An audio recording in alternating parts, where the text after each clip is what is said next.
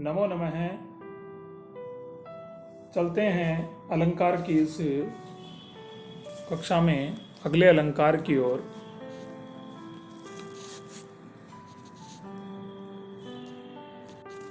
तो आज का अलंकार है अतिशयोक्ति।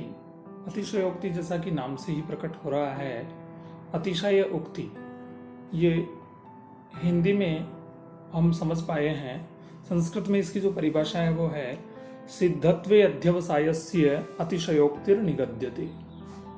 अध्यवसाय के सिद्ध होने पर, अध्यवसाय क्या होता है? अध्यवसाय होता है अप्रकृत के द्वारा प्रकृत का निग्रहण कर लेना। अप्रकृत यानी उपमान के द्वारा उपमेय का निग्रहण कर लेना, निगल जाना, पचा जाना। तो जहां अध्यवसाय सिद्ध हो जाए, अर्थात उपमेय का, उपमान का उपमेय को निगल लेना, यह सिद्ध होता हो, वहां अतिशयोक्ति अलंकार होता है। वैसे साधारणतया अतिशयोक्ति के लिए हम, जैसा कि हिंदी में पढ़ते हैं या इंग्लिश में जिसे हाइपरबोल बोलते हैं, कि हनुमान की पूंछ में लग न पाई आग, लंका सारी जल गई, गए निशाचर भाग। तो कार्य हुआ ही नहीं और उससे पहले ही कोई कारण था ही नहीं और कार्य की सिद्धि भी हो गई। हनुमान जी की पूंछ में आग भी नहीं लगी थी और लंका तो सारी स्वाहा हो गई। यह इस प्रकार की अतिशयोक्ति होती है, यही अतिशयोक्ति है। इसका उदाहरण हम देख लेते हैं। उदेति पूर्वं कुसुमं ततः फलम, घनोदयः प्राक् तदनन्तरं पयः, निमित्त नैमित्तिकयोरयं क्रमः, तव प्रसादस्य पुरस्तु संपदः। तो यह अभिज्ञान शाकुंतलम का जो पद्य है वह कहता है कि उदेति पूर्वम कुसुमम, पहले कुसुम अर्थात पुष्प, उसके बाद फल आते हैं। पहले कुसुम फूल पुष्प की उत्पत्ति होती है, उसके बाद फल लगते हैं। घनोदय है, पहले आकाश में बादल दिखाई देते हैं, उसके बाद पय है, उसके बाद वर्षा होती है। निमित्त नैमित्तिकयोर अयं क्रम है, यह कारण और कार्य का यही क्रम है कि पहले कारण उत्पन्न होता है, फिर कार्य की उत्पत्ति होती है।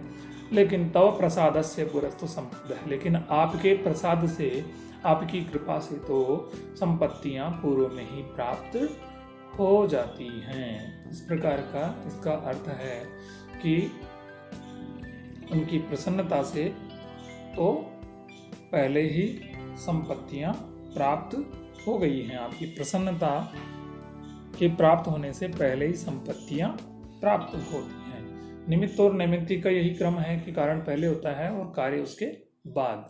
लेकिन जब यहाँ पर बताया गया है कि आपकी यदि प्रसन्नता प्राप्त हो जाए तो संपत्तियां पहले ही प्राप्त हो जाती हैं।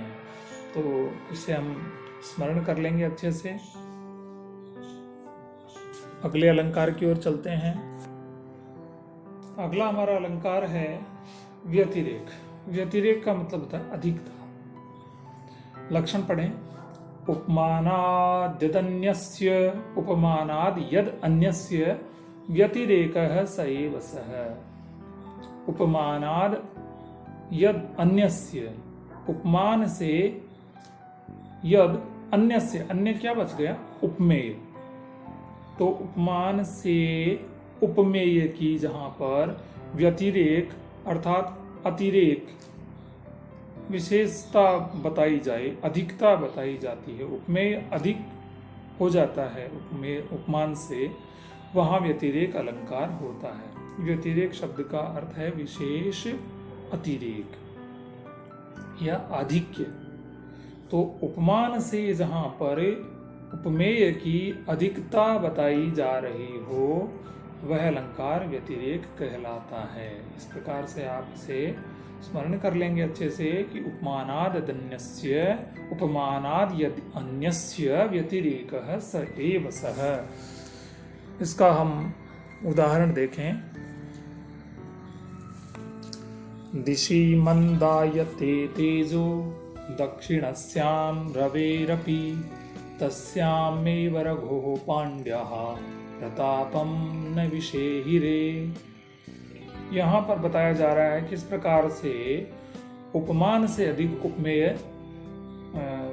होता है। दिशि मंदायते तेजो, दक्षिणस्याम दिशि, दक्षिण दिशा में जब रवि हो जाता है, दक्षिणायन अर्थात शीत ऋतु आ जाती है, उस समय जो रवि का प्रकाश है, सूर्य का प्रकाश है, वह मंदायते, मंद हो जाता है। दिशि मंदायते तेजो दक्षिणस्याम रवेरपि, सूर्य का प्रकाश भी, सूर्य का तेज भी दक्षिण दिशा में जाने से मंद हो जाता है। सूर्य के दक्षिणायन हो जाने से सूर्य का तेज भी मंद हो जाता है।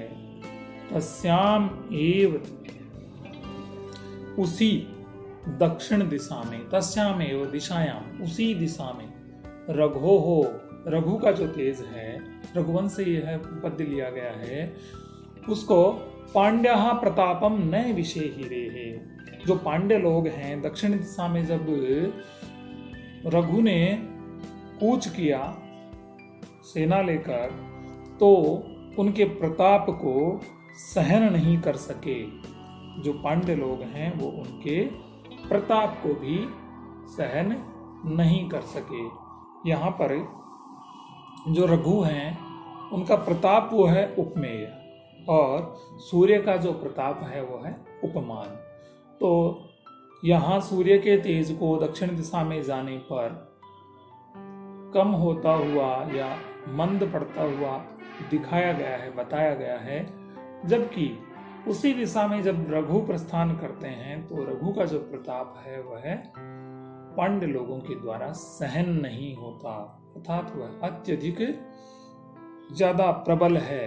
प्रताप की अधिकता होने से यहाँ पर जो उपमान जो सूर्य है उसके प्रताप की तुलना में उपमेय जो रघु हैं उनके प्रताप की अधिकता होने के कारण व्यतिरेक अलंकार यहाँ पर होता है। अगली कक्षा में हम शेष बचे हुए अलंकारों को देखेंगे।